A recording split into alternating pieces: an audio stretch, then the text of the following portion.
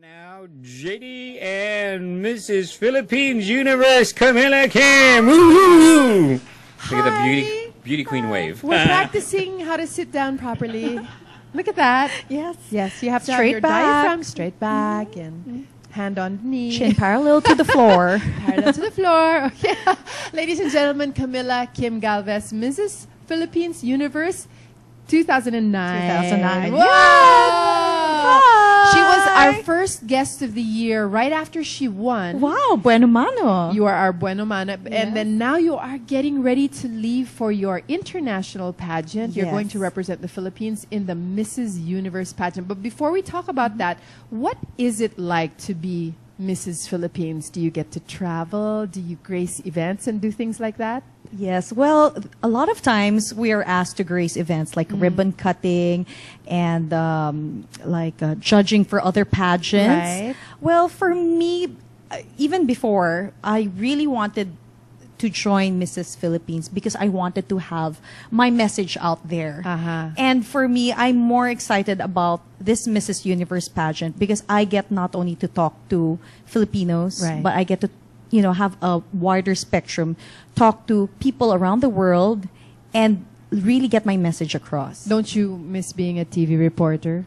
Not being a TV reporter, but being a TV host. I enjoy that more. You enjoy that more? Yeah, Yes. because you get to express, yourself better. That's true. I'm really, well, when I was a kid, they called me a talker, but now I would say I'm more of like, well, my passion is really to communicate.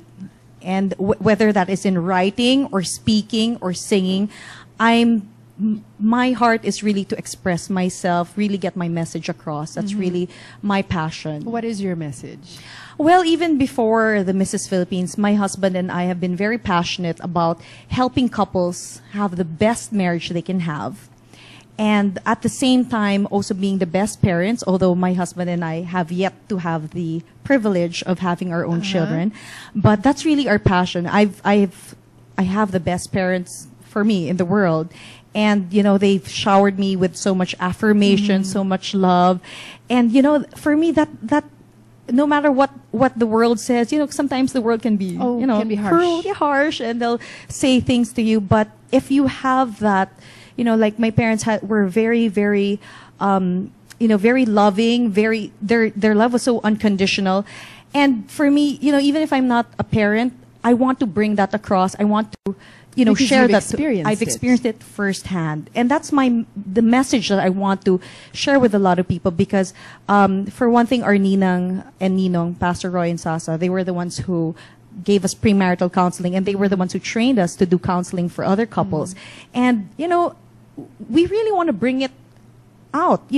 A lot of people are broken inside. They look okay from the outside, but inside a lot of them are broken because it stems from the childhood. Something as basic as their relationship with their father, their relationship with their mother. And if you think about it, we go to schools and we learn all these important things like math. Of course, they are important, science important, but how do you become the best wife to your husband? How do you become the best husband to your wife? You only see that at home through the example of your parents.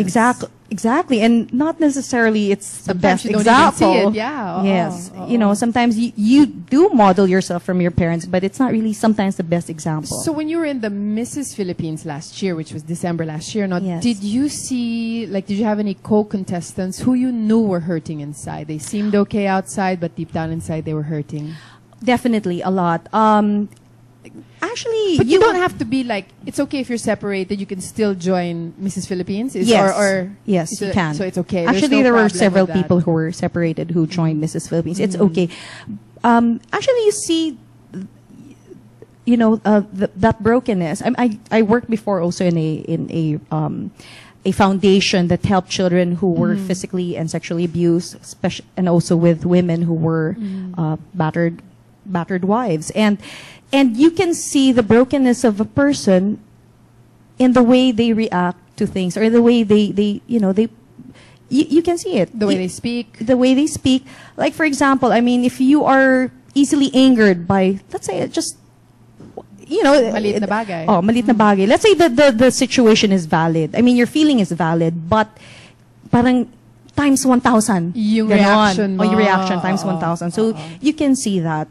But the great thing about After Mrs. Philippines is they became my good friends. Hi. And you get to share with them. Exactly. And, you know, we were able to invite them to the couples group, and some of them have attended. I'm really curious, no, kasi I've met your husband na, and Yes. I've always wondered, how did he court you? What did he do to get your attention? And how is he keeping it? Oh, magaling siya doon. Well, how he got my attention initially was, well, he's very straightforward. He told me that, you know, I'm not looking for a girlfriend. I'm looking for a wife. Oh, what a line! And you did what not, a line! You did not get scared.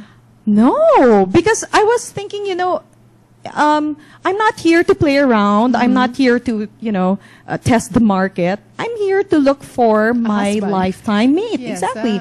And except that you're not the kind who would say it that way. But no, I didn't tell him that. He was brave enough to say just that to put me. it on the plate. Yes, and of course I just smiled. Oh, yes, and then of course, you know, he's very expressive, which is, you know, what I love about him. So he would write me poems. He wrote a song for me. Really? Very expressive. Send me flowers. A lot of times, write me a lot of love notes. Talaga? He would, you know, I would never doubt his affection. Till now, he's like that. You know, that's a great thing that I love about my husband. Some of my friends would tell me, like, when they get married, their husband has a tendency to park the car. Okay na, tapos na eh. Ano na eh. We're married na. Okay na, secure na ako. Right. My husband keeps courting me. That's what I really appreciate about him. He's still, you know, he knows I love flowers, so he always, even with no occasion, he'd bring a bouquet of flowers. Hey guys, I hope you're listening to this. Or you don't need to spend a lot, right? Because you know what he does? He goes to the garden, he sees a beautiful flower, he picks it, and then puts it right beside my pillow. Oh, that's so sweet. He's very romantic, and that really... Do you guys fight? Of course. Of course. I think if any couple does. And if they don't fight, that's really weird, you know? They're not talking to each other. Siguro, that's so Cold not War, fighting, exactly, or- yes. But it's good to fight, actually. It's good to fight, but to fight fairly. How do you guys fight? Okay. I mean, what's fair fighting? Okay, we have ground rules. Oh, wow. Okay, ground rules. Very important. Can you follow ground rules Of when course. you're angry? Of course. You know what? It's like this. If the president of the Philippines was late in your appointment, Right. which she was 30 minutes late, Right. can you control your anger? Would you shout at the Of course president? I would control my anger. Exactly. The president. So you can control. Okay, Right? You got can control. it, Yeah. got There's no it. excuse for that. Okay. Got it. So our ground rule number 1, walang hukayan. You cannot open the Past their logbook, shoes. yes, of all your kasalanan and remind them, you did this before, and you see, it all tallies So in. walang It's the same bilangan. thing. Bawal. Bawal, Bawal. okay. That's number 1.